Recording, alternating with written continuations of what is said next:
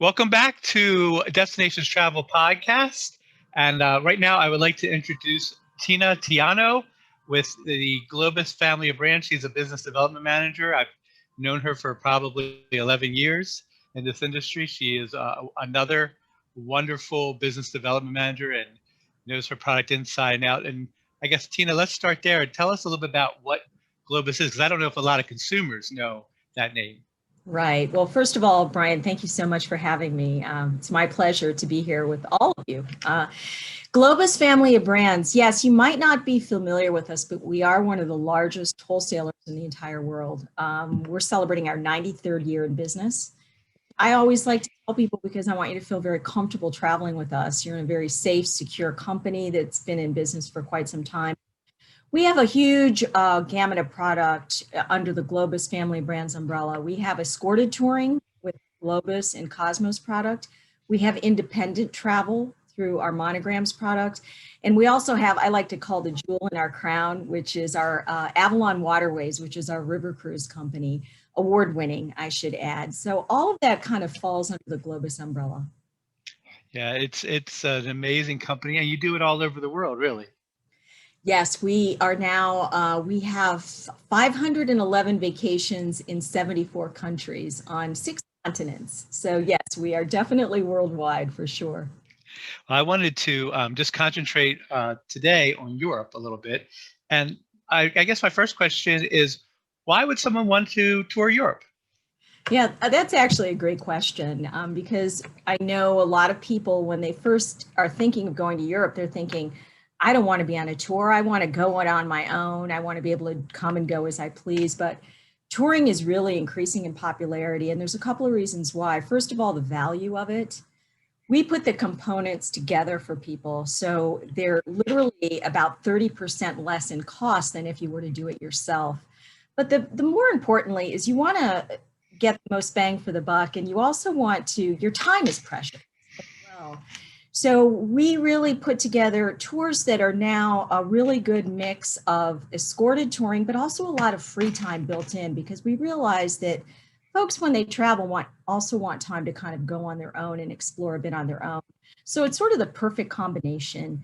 We've come to, I think, the perfect formula. So I feel like we have our finger on the pulse of the consumer, because our tours now are just going through the roof. And it's kind of nice to be able to go and not to have to worry, not to stress about where am I going to stay?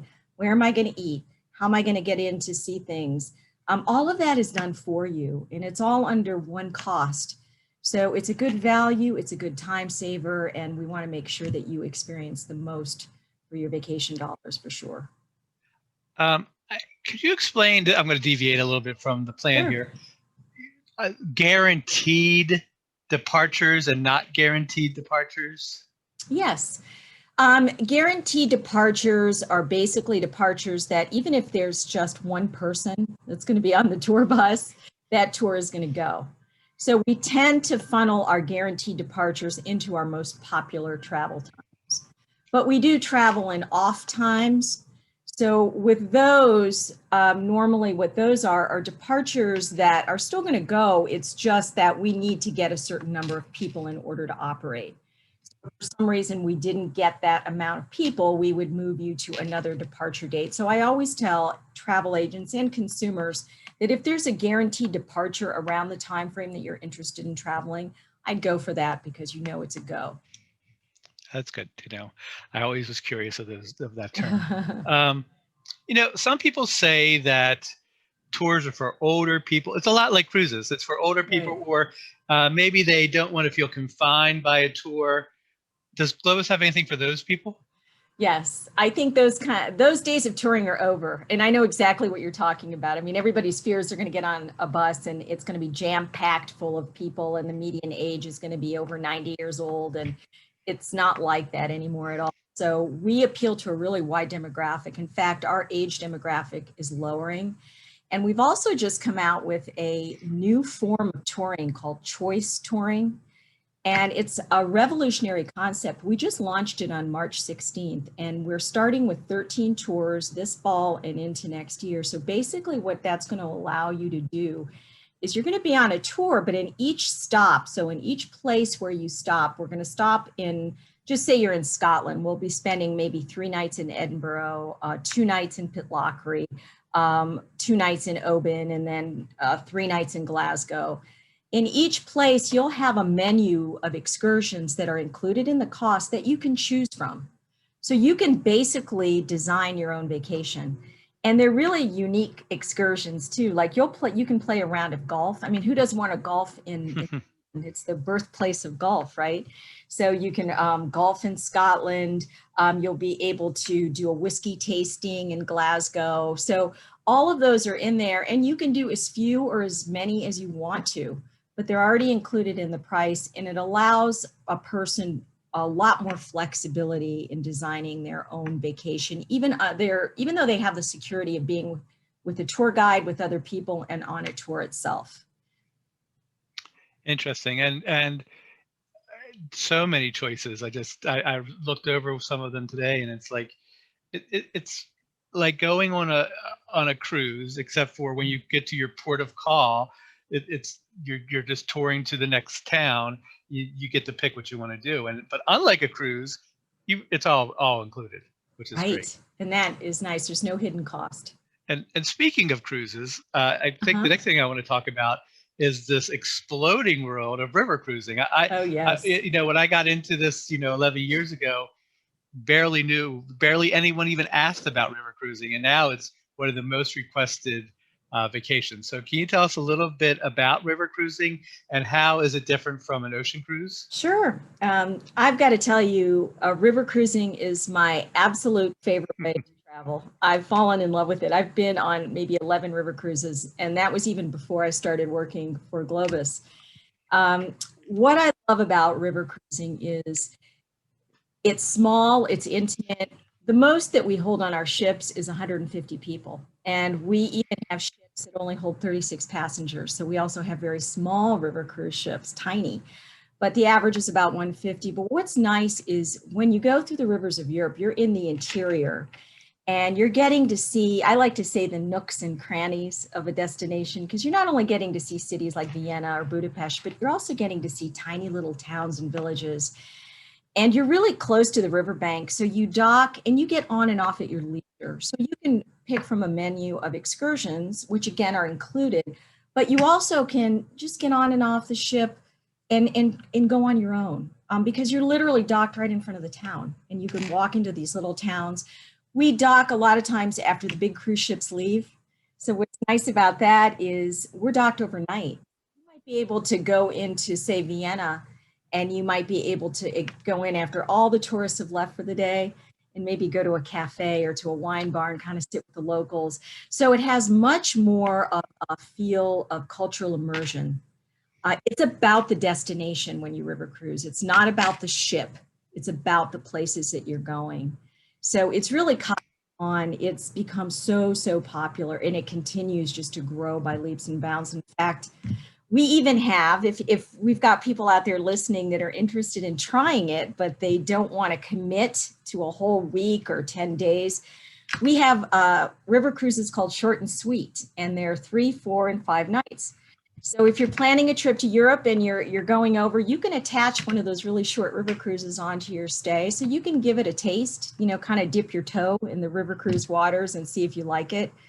And it'll give you a really good idea of what it's like. But I know you're going to fall in love with it for sure. Do you have these short and sweet river cruises attached to any of the itineraries? They're built to attach to just about any itinerary. Oh, okay. Very nice. If you do any of our tours and you want to add one on, feel free. Or if you're just going to Europe on your own or a tour and you want to give it a whirl, you can always attach it on, which is nice. Yeah, I had a client a couple of years ago, pre-pandemic world, go on one of the market river cruises during the holidays, Christmas.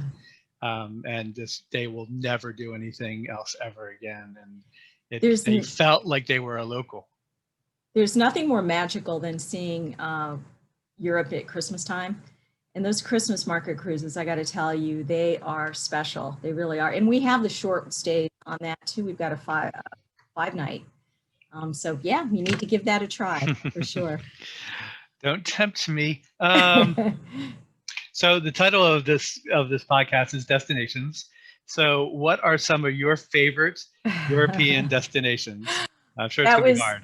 that was the hardest question that you gave me because I like different places for different things. But if I were to name just a few, I would say definitely Scotland for the scenery, especially up in the Highlands. It's so beautiful. It's dramatic. It's gorgeous. I would say Ireland for the people.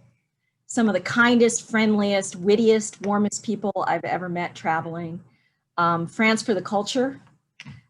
England for the tradition, in sort of the pomp and circumstance. But I got to go to with Italy. Italy, I'm a last name Tiano, but Italy for the food. I ate my way through Italy.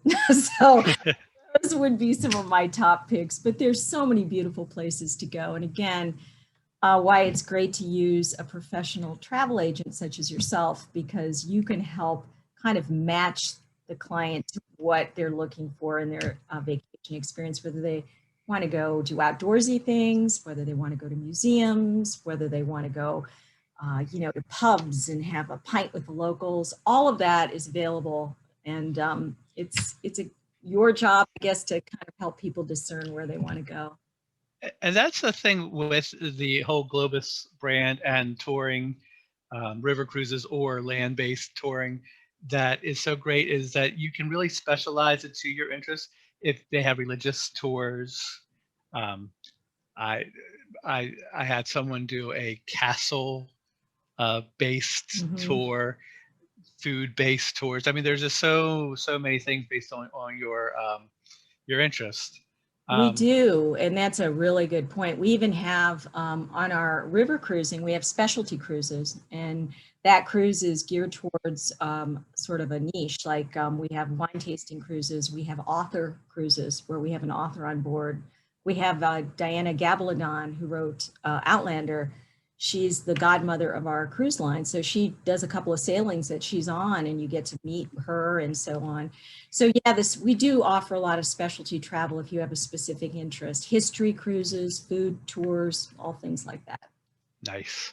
Um, Last question, and I know you're Italian, so this is probably a question I didn't need to ask, but what are some of your favorite meals you've had in Europe? I had to think long and hard because I've had so many. Food is really important to me, and I love when I travel to try food from local cultures. I think that's part of the whole traveling experience, right? You can attest to that. So I tried to think back to things that stood out. So I was in northern England 2 years ago, and I had gingerbread in a little town called Grasmere. It's the best gingerbread I've ever had. It didn't taste like anything we have at home. It was kind of like this chewy deliciousness. And I felt like I had to go into gingerbread rehab when I came home because I couldn't find it here. It was addicting. So definitely I would put that on my list. I had some really, really good fish and chips. And I know we've all had our share of fish and chips, but in Galway, in Ireland, I found a little pub called McDonough's. Anybody wants to, write that one down. Best fish and chips I've ever had in my life. And it came with, the requisite mushy peas on the side, but it was excellent. Pizza, margarita pizza in Naples. That's the birthplace of pizza, and it is amazing. I swear, I think my eyes rolled back in my head when I had it because you can roll it up and just eat it, and you get your whole personal pie. It's delicious. And last, and I'll leave you with this one, it's a drink. It's not a food, but it's in Germany in a little town called Rudesheim. And it's the quintessential little Bavarian German town. I mean, you still see people with the lederhosen and that kind of stuff. But they have something called Rudesheimer coffee. And you can go in and they make a big production out of how they make it. They come to your table, they give you a big coffee mug, and they pour some brown sugar, some coffee, brandy, and then they light it, and then they put whipped cream and shaved chocolate on the top of it. And I mean, what could possibly be wrong with that? You heard those Nothing. ingredients. It's absolutely delicious. So that's another thing I would certainly recommend to any of you folks out there. Oh, now I'm ready to travel and to eat.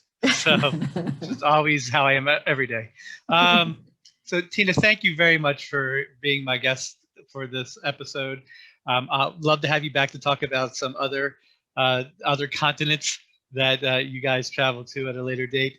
But for you, for my listeners and viewers, if you're interested in going on a tour or learning more about Globus or river cruising or Europe, please contact us here at Global Memories Travel. It's Brian at globalmemoriestravel.com. Lots of great deals out there. As we restart the travel industry, there's just so many tremendous deals, but now is the time to book, even if you want to go in 2022. Great, Brian. Thank you so much for having me. Thank you.